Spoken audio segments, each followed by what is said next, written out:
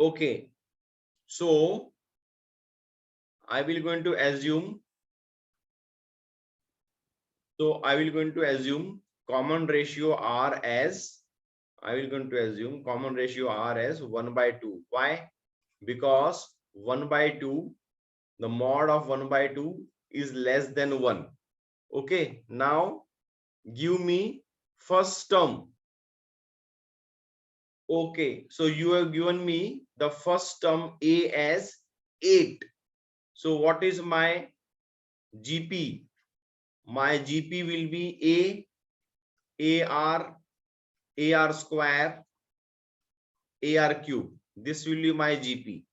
So first term will be 8, second term will be 8 into 1 by 2, third term will be 8 into 1 by 2 the whole square, and fourth term will be 8 into 1 by 2 the whole cube.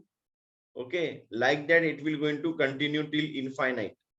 Now I will going to solve this. First term will become 8, 2 1 ja 2, 2 4 ja 8. Second term is 4, third term is 4, 4 2 ja 8. It will be 2, and this 2 cube is 8. So this 8 and 8 will get cancelled. I will get 1. Like that it will going to continue. Okay, till what? Till infinite. Now what I need to find? I need to find sum of infinite. So sum of infinite I have to find. I will not going to find only 8 plus 4 plus 2 plus 1, but I will even add all the terms till infinite. Okay, so let's find few more terms. ठीक है, 4 term. Fifth term क्या होगा? 1 divided by 2. This is the fifth term. 1 divided by 2. Next it will be 1 divided by 4. Next it will be 1 divided by 8. So I will going to add 1 by 2 plus 1 by 4 plus 1 by 8. ऐसे करते करते and time infinite तक मुझे add करना है. ठीक है, तो एसएन का फॉर्मूला पता है क्या तुझे? एसएन का फॉर्मूला क्या होता है? एसएन का फॉर्मूला क्या होता है पता है? वो होता है ए इंटू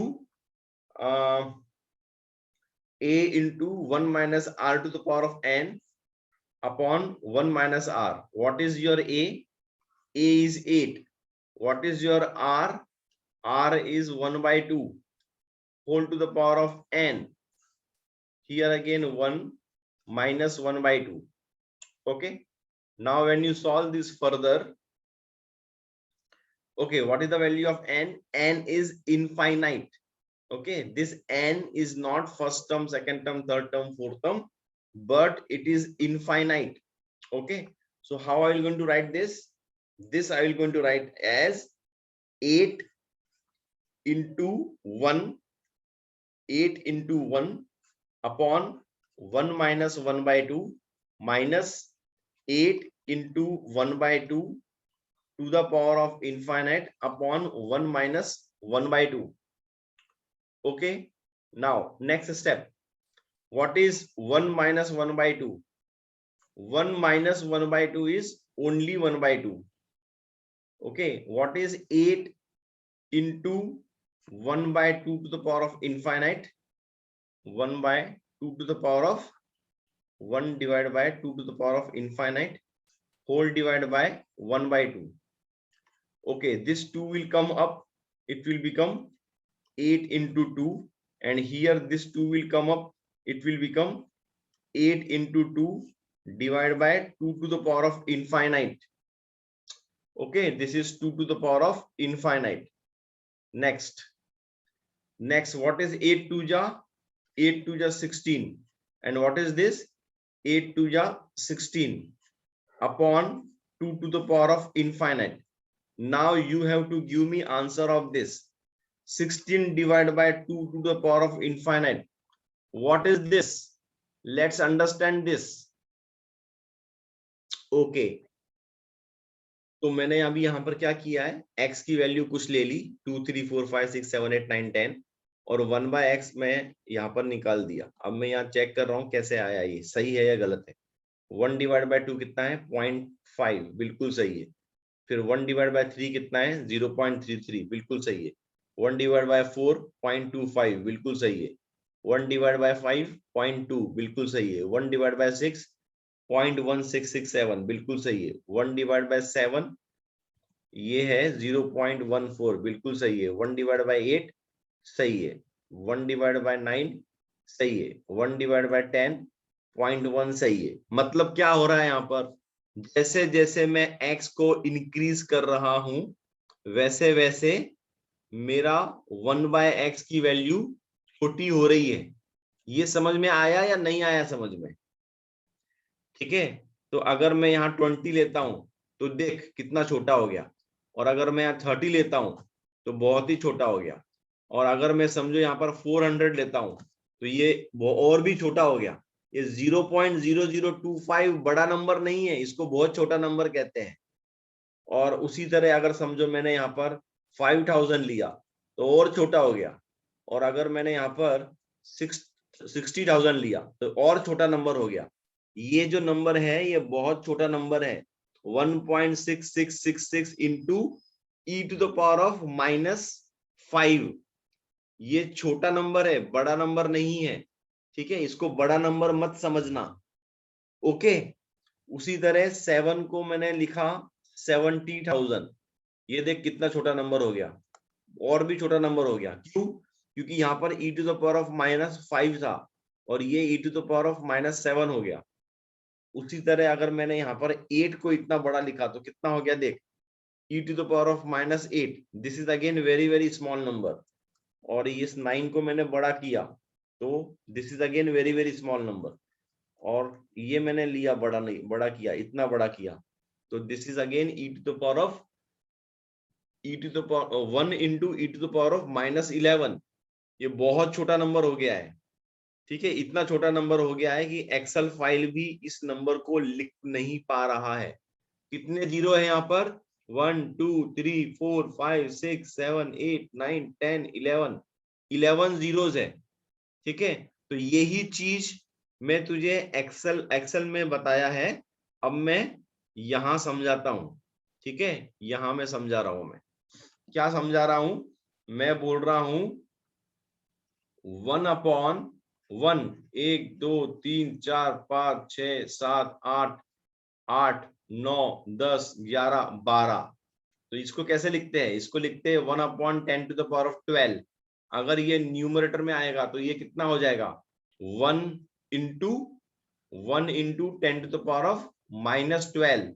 ये बहुत छोटा नंबर है। कितना छोटा नंबर है, ये देख कितना छोटा नंबर है, बताता हूँ। डेसिमल पॉइंट यहाँ पर है। ठीक है, 1 इधर है। 1 2 3 4 5 6 7 8 9 10 11 12। 1 2 3 4 5 6 7 8 9 10 11 12। ठीक है, ओके। तो अब इसको ये 1 पॉइंट यहाँ है, राइट। अरे गलत कर दिया, ये 0 यहाँ पर आएगा, ये 1 यहाँ पर आएगा। ठीक है, 1 इज यहाँ, 12 लेना है। 1 2 3 4 5 6 7 8 9 10 11 12। यहाँ मेरा डेसिमल पॉइंट है। इसका मतलब इसकी जो वैल्यू आएंगी वो क्या आएंगी, 0 पॉइंट, क्या है ये, दिस इज 1 2 3 4 5 6 7 8 9 10 11। 0.1 2 3 4 5 6 7 8 9 10 11 and this 1। तो ये जो नंबर है ये बहुत बहुत बहुत बहुत बहुत छोटा नंबर है, which is approximately equal to 0। समझा क्या, this is approximately equal to 0। तो उसी तरह ये जो 16 है ना, 16, ठीक है, ये जो 16 है, 16 डिवाइड बाय ये, इसको मैं यहां लिख रहा हूं 16 divide by 2 to the power of infinite is approximately equal to 0। तो इसको मैं लिखूंगा नहीं कुछ भी, इसको क्या लिखूंगा मैं, इसको लिखूंगा 0। This is my 0।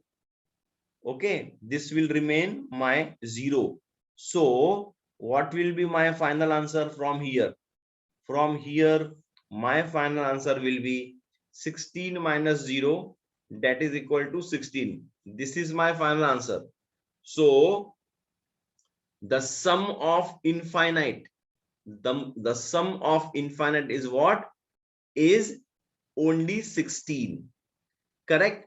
तो यही चीज मैं यहां तुझे अभी आगे सॉल्व करके बता रहा हूं, ध्यान से समझ लेना, ठीक है? जब n इनफाइनाइट होता है, मतलब n इनफाइनाइट होता है, तो इसको मैं लिख सकता हूं a upon 1 minus R minus a r to the power of n upon 1 minus r.